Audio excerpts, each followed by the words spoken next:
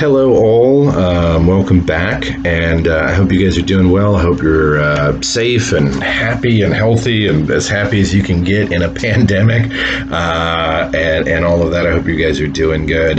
And so yeah. So let me just make a quick video here. I just wanted to introduce the new section that we're moving into. We spent a week and a couple of videos talking about linguistic anthropology as just a very brief introduction. We're going to move into the fourth phase of this class, which is the fourth subfield, which is cultural anthropology. That's my area of anthropology. Actually, I'm a cultural anthropologist. And so I just wanted to make just a few minutes here to kind of introduce this. You've read some about it in the chapters that you've been reading over the last few weeks. I know that the lectures and the chapters are a little bit out of pace, but that's okay. So cultural anthropology is the largest of the four subfields. We are concerned with the study of human culture and human cultural diversity. We are interested in understanding people through a cultural lens. Now, culture is one of those things that's kind of hard to describe, believe it or not.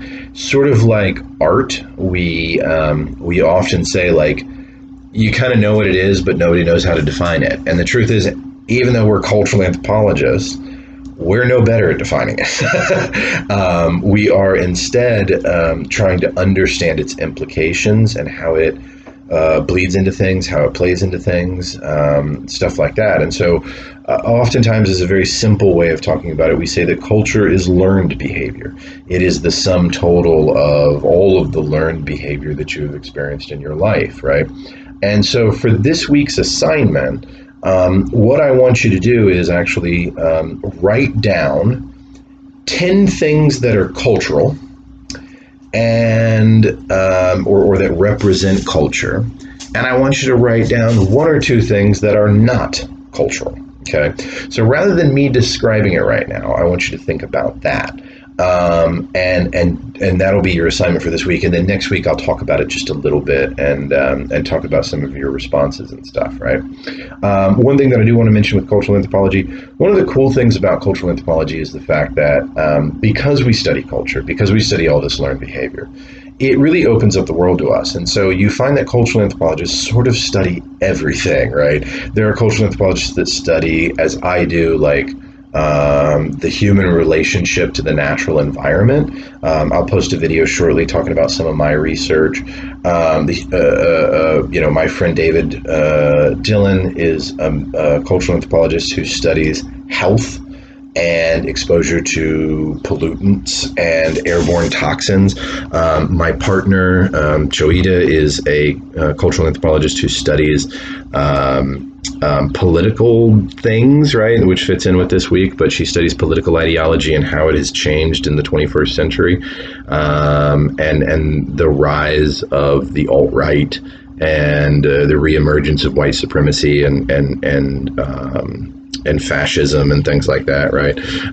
And so, I have other friends that are cultural anthropologists that study everything from birth practices, to music and the emergence of hip hop in Central Africa and things like that. I mean, and so it's really kind of all over the map of what we're interested in, what we do, right?